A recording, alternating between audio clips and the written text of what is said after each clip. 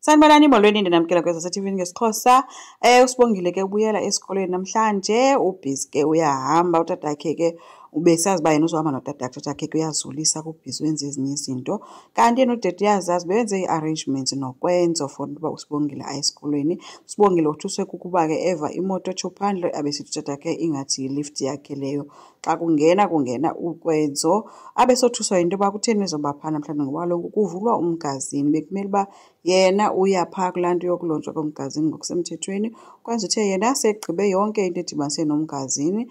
Kumnandi kunjeya ke kumbambo, izinto zilula ngoku, uyahanjiselwa nditsho umntana esikolweni. Kanti ke mbalentle kumnandi ke kubhizi kuyehlwa kuyenyuka zii-preparations zento yasemgazini. Abantu ba-excited nditsho okhuzwayo kuya le. Nakwaba kwaDlamini ke ngapha kwaDlamini baredi kuqokelelwa yonke into abazoyidinga phayana. Uphetheni uswenke umanzi umhle nje ubhide nditsho kwa indoda yakhe uDlamini. Baphumile ke belibangise eXhopho. eMaritzburg ke bafikele ukwenzela uSibongile, apho ke ufike khona uSibongile ephethe khona i-statement ke sebezibekile izinto endlini. Ubhizi ke u-excited ke kumnandi uthi fees zakhe zibhatalwe zonke zonyaka, ude une-change for uba akwazi uthenga ii-textbooks. Ukwenza ke khange ayihoye leyo into, kodwa uthe nje okwakho nje wena Sibongile ndicela ufowukhase kwizifundo zakho. Uyawabulela kuSibongile ngayo yonke ke into, esithi wonwatyiswa nakukubona ubuso bukayise bugcwele uncumo, ethi yena ebecinga uba olwaa ncumo uyozalibone mhla wagradyuweyitha. Ukwenza yena uthi ke hayi mna into endizoyenza kukukusapota, ndikunikeze nokukufaneleyo kuko konke okwenzekayo. Phofu ke abantu uSibongile ngokwabhizi ahagana nokwenza azomshiya phaa, bamya ke ngamehlo caba ke into yokuthwalwa kwakhe ibiseyidume nditsho yawufika eMaritzburg. Kuye kwangena ne-call ke yegqwetha lakhe ukwenzela uthetha ngedivosi yakhe. uSibongile uthe ke koko konke okwenzekayo uzamsapota, so ukwenza kuye wamshiya ke uSibongile.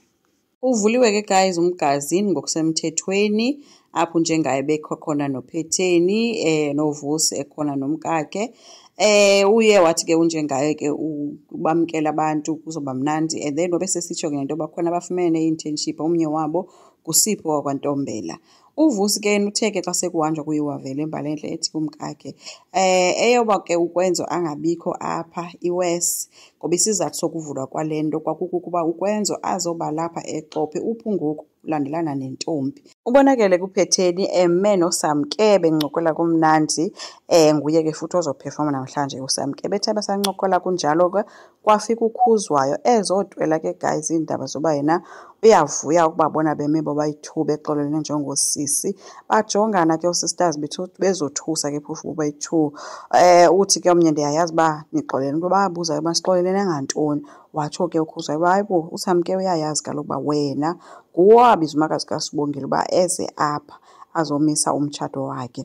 uPhetheni uthe esamangela uSamke wabesesithi heyi ukhuzwayo kuzawumele uyeke utywala, ngoba kaloku uthi mna ndiyayazi vele inyani deep down kodwa andikho apho. Ukhuzwayo uthi kodwa inyani ke yona yiyo le yenza uba namhlanje wena ube kanti awukatshati noVuma. uSamke umphendule ngelithi kacaca kaloku uba kwakungamelanga into yoba nditshate mna noVuma. Koko uPhetheni ke emangele ke guys, because noba uyazibuza uba why uSamke enayisi engathi akazi kwanto, why engazange amconfront ambuze ngayo yonke le nto, so akazi. uSibongile yena esikoleni uvuyela ke iintombi ezithi gqizicula ke betinamatshitshi. Uthi ke ngowesahleli esavuyela zona abone uZama agijime esiya kuye samvuyela kumnandi bahagana. uZama besesithi ke hayi ungabisandibiza ngoZama ngosendibizwa ngoZi. And uZama ke bedikwe kwazezi ntombi ke uthi zibaqhayisela ngobuvejini babo, wabemshiya apho ke uSibongile esaxakene nale behavior kaZama uba kwenzekani. Nasendlini ke uSibo ubebhizi ke ziividiyo zezintombi ethi ufuna ukujonga uba imessage ebeziyithumela beziyibithini yonke le nto bebeyenza abantwana ba. uZama ke udikwe ufile ke guys, uthi udikwe kwakuthethelela abantu yena. Uziqonde unemoto yakhe entsha ethi every woman for themselves, God for everyone. So uSibongile okematile ke ngazi uba makaphendula athini because usisi utshintshe tu. Qalile kumcimbi embalentle ukubonakala ecula ke uSamke apho, ingoma eyayiculwa ngumama kaPhetheni uNengolusi. Ngale mini bebehlangene bobayi-2. uPhetheni uye wabonakala ke engekho right ngoba le ngoma imkhumbuza nto. Uye wabonakala ke ngena ke uNongolusi. uSamke uye waya kuye ke wayomthatha wamsa kulaa tafile ehleli uPhetheni nonjengayo eyombuza ke ngokukhona apho afike wabuza usamkhumbula uNengolusi. noNengolusi wabuza kuPhetheni usamkhumbula umama wakho. Yho, Hhayi uPhetheni uvele waphakama waphuma. UVusi ushiyeke esithi-ke kumkakhe uyambona engathi ngumakhulu wakhe lo ngoba abantu bayafana. Before-ke aphuma kuPhetheni uqale waxelela uNongelosi uba mama khawume hlala phansi. So inkulu into eyenziwa nguNongelosi kuPhetheni. Bendlela ebencome ngayo-ke guys uSamkebe umbona nje uba uyayivuyela yonke le nto ebeyazi uba uplena ntoni yena. Asazi-ke uba izawuphelelaphi. Enkosi ngicela siqhubeke subscribe, like, singakhomenta futhi. Bye.